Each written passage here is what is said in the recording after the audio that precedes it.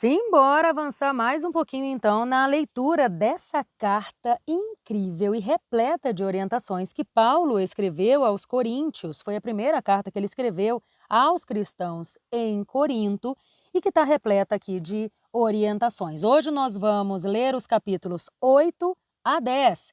Lembrando, como você já sabe, nós estamos lendo na versão NVI. E se você não for inscrito ainda no canal, já se inscreve, ativa as notificações também se ainda não tiver feito isso, já curte, compartilha esse áudio, nos ajude a espalhar cada vez mais a palavra de Deus. Tem muita gente precisando disso e muitas delas sequer sabem. Então faz a tua parte, contribui com esse projeto tão importante que tem um propósito enorme. Mas então vamos lá, capítulo 8. A comida sacrificada aos ídolos. Quanto à comida sacrificada aos ídolos, sabemos que todos temos conhecimento. Todavia, o conhecimento traz orgulho, mas o amor edifica. Quem pensa conhecer alguma coisa ainda não conhece como deveria. Mas, se alguém ama a Deus, este é conhecido por Deus. Portanto, em relação à comida sacrificada aos ídolos, sabemos que o ídolo não significa nada no mundo e que há um só Deus. Pois, mesmo que haja os chamados deuses, quer no céu, quer na terra, como de fato há muitos deuses e muitos senhores, para nós, porém, há um único Deus, o Pai, de quem vêm todas as coisas e para quem vivemos, e um só Senhor, Jesus Cristo, por meio de quem vieram todas as coisas e por meio de quem vivemos. No entanto, nem todos têm esse conhecimento. Alguns, visto que ainda consideram a existência do ídolo, comem esse alimento como se fosse um sacrifício idólatra. Então, a consciência fraca deles fica contaminada. A comida, porém, não nos torna aceitáveis diante de Deus. Não seremos piores se não comermos, nem melhores se comermos. Contudo, tenham cuidado para que a liberdade de escolha de vocês não se torne motivo de tropeço para os que são fracos. Pois, se alguém que tem a consciência fraca vir você, que tem esse conhecimento, comer em um templo de ídolos, não será induzido a comer do que foi sacrificado a ídolos? Assim, esse irmão fraco, por quem Cristo morreu, é destruído por causa do conhecimento que você tem. Quando você peca dessa maneira contra os seus irmãos, ferindo a consciência fraca deles, peca contra Cristo. Portanto, se a comida que eu como é motivo para o meu irmão pecar, nunca mais comerei carne, para não levar o meu irmão ao pecado.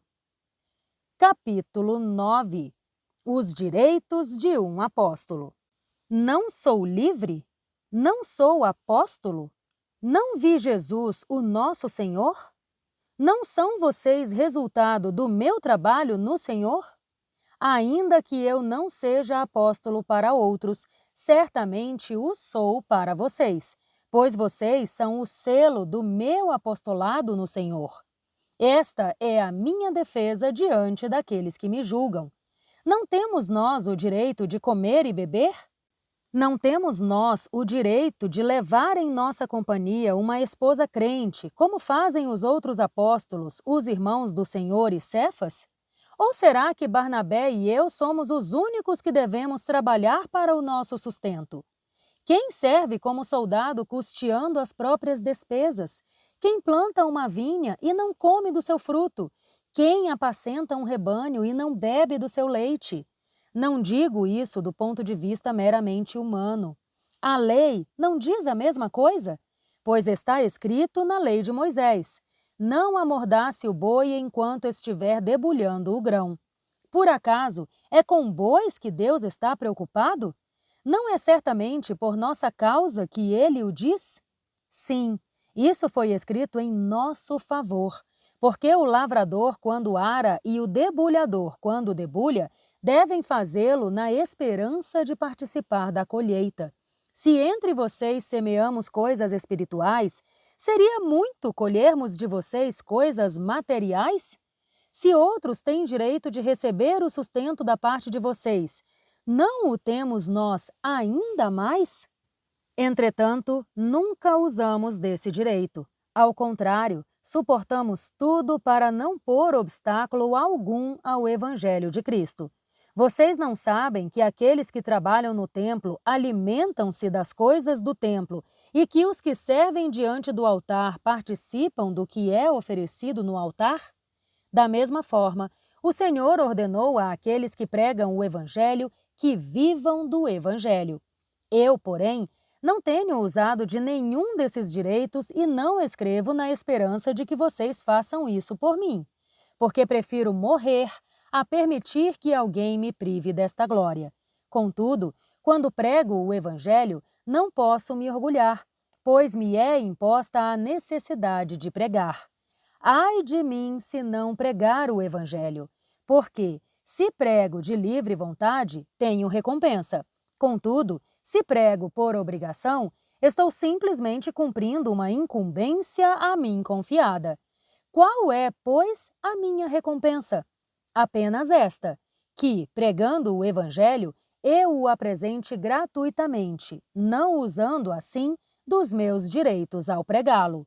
Porque, embora seja livre de todos, fiz-me escravo de todos, a fim de ganhar o maior número possível de pessoas. Para os judeus, tornei-me judeu, a fim de ganhar os judeus. Para os que estão debaixo da lei, tornei-me alguém como se estivesse sujeito à lei, embora eu mesmo não esteja debaixo da lei, a fim de ganhar os que estão debaixo da lei. Para os que estão sem lei, tornei-me sem lei, embora não esteja livre da lei de Deus, mas sim sob a lei de Cristo, a fim de ganhar os que não têm a lei. Para com os fracos, tornei-me fraco, a fim de ganhar os fracos. Tornei-me tudo para com todos, a fim de, por algum meio, salvar alguns. Faço tudo isso por causa do Evangelho, para ser coparticipante dele. A necessidade de autodisciplina. Vocês não sabem que, de todos os que correm em uma competição, apenas um ganha o prêmio? Corram de tal modo que alcancem o prêmio. Todos os que competem nos jogos se submetem a um treinamento rigoroso para obter uma coroa que logo perece, mas nós o fazemos para ganhar uma coroa imperecível. Sendo assim, não corro como quem corre sem alvo e não luto como quem esmurra o ar. Contudo, esmurro o meu corpo e faço dele meu escravo, para que, depois de ter pregado aos outros, eu mesmo não venha a ser desqualificado. Capítulo 10. Advertências da história de Israel. Porque não quero, irmãos, que ignorem o fato de que todos os nossos antepassados estiveram sob a nuvem e todos passaram pelo mar. Em Moisés, todos eles foram batizados na nuvem e no mar. Todos comeram do mesmo alimento espiritual e beberam da mesma bebida espiritual, pois bebiam da rocha espiritual que os acompanhava, e essa rocha era Cristo. Contudo, Deus não se agradou da maioria deles, por isso os seus corpos ficaram espalhados no deserto. Essas coisas ocorreram como exemplos para nós, para que não cobicemos coisas más como eles fizeram. Não sejam idólatras, como alguns deles foram, conforme está escrito. O povo se sentou para comer e beber e levantou-se para se entregar à farra. Não pratiquemos imoralidade sexual, como alguns deles fizeram, e em um só dia morreram 23.000. Tampouco devemos pôr Cristo à prova, como alguns deles fizeram e foram mortos por serpentes. Além disso, não murmurem, como alguns deles murmuraram e foram mortos pelo destruidor. Essas coisas aconteceram a eles como exemplos e foram escritas como advertência para nós, sobre quem tem chegado o fim dos tempos. Assim, aquele que considera estar de pé, cuide-se para que não caia. Não sobreveio a vocês tentação que não fosse comum aos homens. Mas Deus é fiel. Ele não permitirá que vocês sejam tentados além do que podem suportar. Antes, quando forem tentados, Ele mesmo providenciará um escape, para que a possam suportar. As festas idólatras e a ceia do Senhor. Por isso, meus amados irmãos, fujam da idolatria. Estou falando a pessoas sensatas. Julguem vocês mesmos o que estou dizendo. O cálice da bênção que abençoamos não é a comunhão do sangue de Cristo? E o pão que partimos não é a comunhão do corpo de Cristo? Como há somente um pão, nós, que somos muitos, somos um só corpo, pois todos participamos de um único pão. Considerem o povo de Israel. Os que comem dos sacrifícios não estão em comunhão com o altar? Portanto, o que estou querendo dizer? Será que o sacrifício oferecido a um ídolo é alguma coisa? Ou o ídolo é alguma coisa? Não. Quero dizer que os sacrifícios dos pagãos são oferecidos aos demônios, não a Deus. Por isso, não desejo que vocês tenham comunhão com os demônios. Vocês não podem beber do cálice do Senhor e do cálice dos demônios. Não podem participar da mesa do Senhor e da mesa dos demônios. Porventura, provocaremos o ciúme do Senhor? Somos mais fortes do que ele?